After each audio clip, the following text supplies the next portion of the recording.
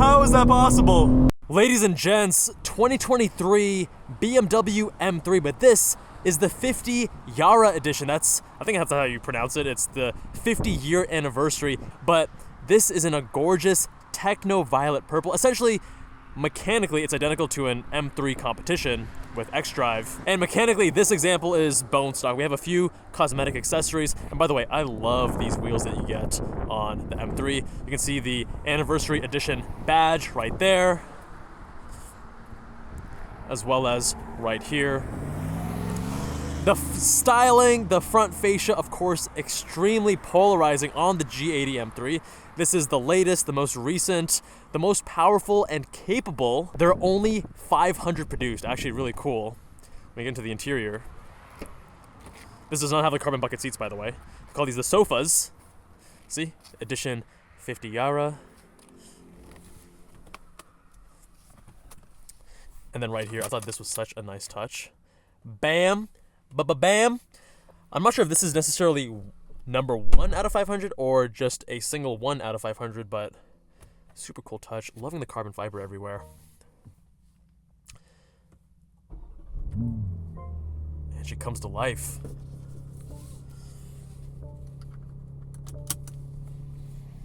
We're powered by the S58 engine, a twin turbocharged 3-liter inline 6, making 503 horsepower, 479 pound-feet of torque.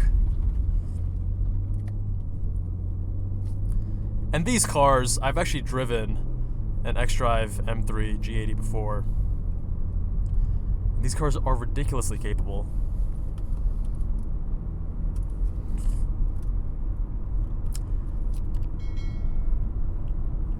As we are about to find out. So, I'm gonna hit M2 here.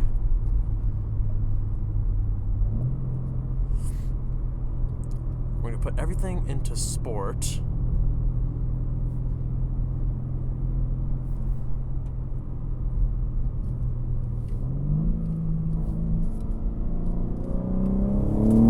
Holy shit.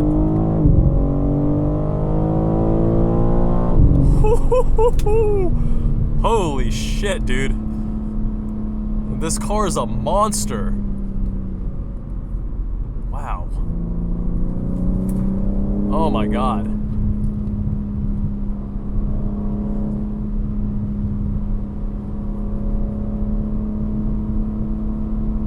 Really sharp front end. Borderline darty. I wouldn't quite call it darty, but really fast steering ratio.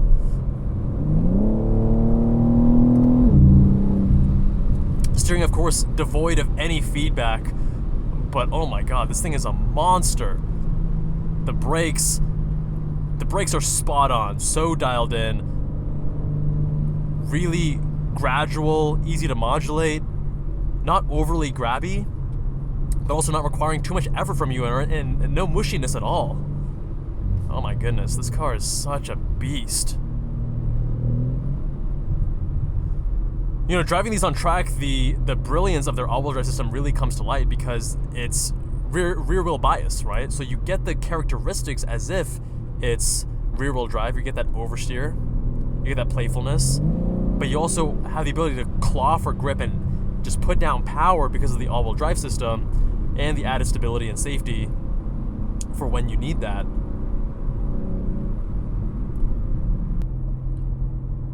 All right, and we are now in MDM mode, giving us a little bit of play. Oh my god.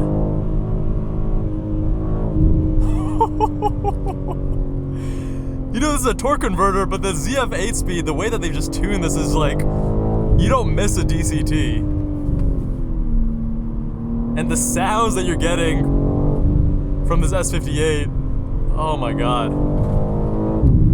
This is a f***ing monster, guys. The most capable BMW I've gotten behind the wheel of. This thing is just insane. The way it pulls, just that torque down low. I mean, the E60 M5 that we drove earlier also has 500 horsepower when you press the M mode button, but this thing just has torque anywhere you want. This pulls so hard.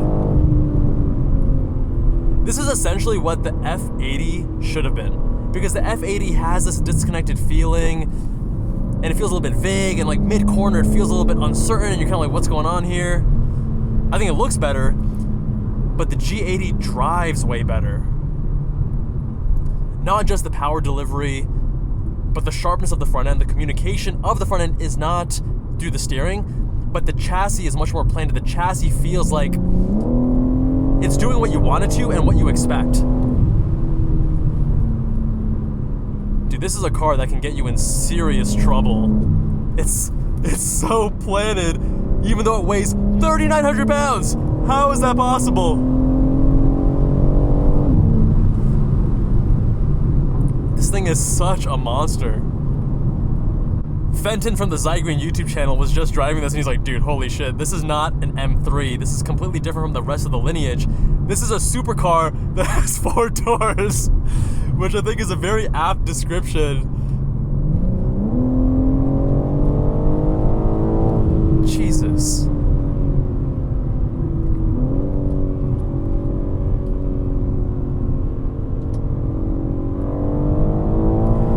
From a technical perspective, it is incredible what BMW has done with this generation. A car that weighs this much, that performs this well. I've always felt like this generation for daily driving is a little bit too stiff. Like, I'm gonna put it into comfort mode. Remember the first time I drove a G80, I was like, ooh, this would be kind of stiff as a daily driver.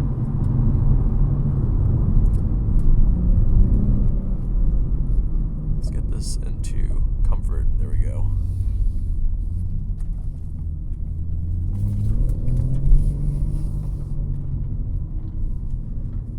And you have to remember, the more weight a car has, to achieve the same level of chassis control, you need to make it stiffer. Until you get to the really fancy Trek active stuff that a lot of SUVs are using. But obviously a lot of weight with that, and sports cars aren't using that. Now when you're puttering around, you know, by the way, these paddles, they feel so nice and crisp with the actuation. And the other paddles I used today were the E90. Just the actuation itself feels so nice and crisp. Although I like the metal on the E90 a little bit more.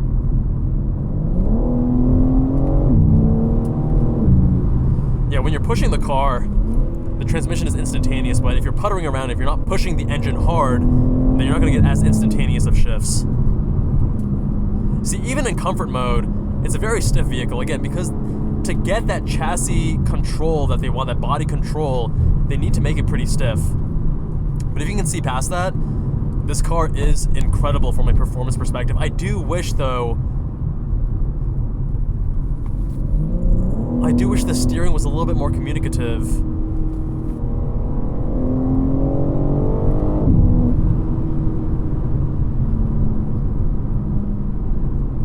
But I'm at least grateful that the way this car is handling around these corners, it's quite planted, it's quite confidence inspiring, even though the steering isn't as talkative.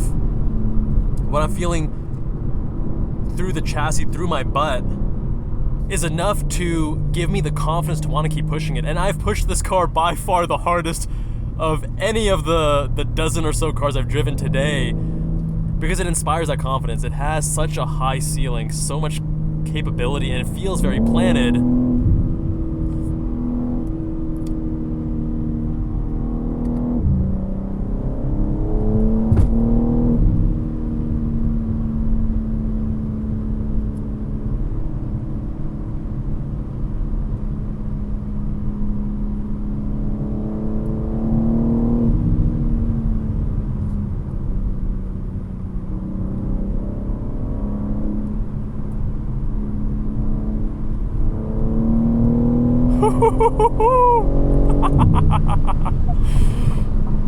I think what's really key when you have a super heavy car like this, 3,900 pounds, is that, obviously all the other components, the way that it handles, all that stuff needs to be dialed in, but especially the brakes, because if you don't feel you can stop this 4,000 pound hunk of metal screaming, flying down the road, then it takes a lot of your confidence out, and this car's brakes are just so dialed in.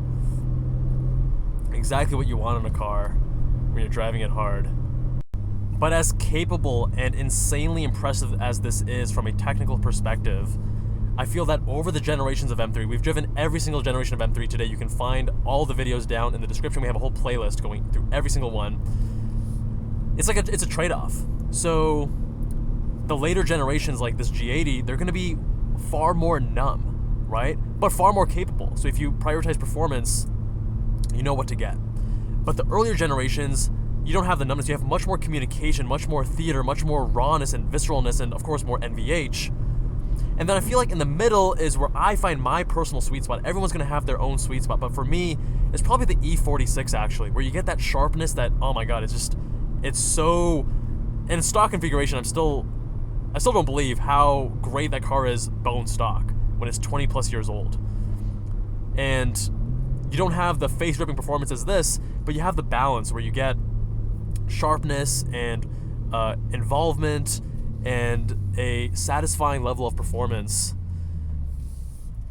But this M3 is nothing short of an engineering marvel. I still can't wrap my head around how they can make a 3,900 pound sedan behave in the way they do here.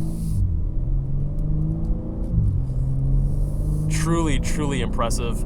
My friends, let me know, what do you think of the BMW M3? Which one is your favorite generation? Again, mine would probably be the E46, but from a technical perspective, the G80 is just mind-blowing. Curious what you guys think? Leave a comment down below.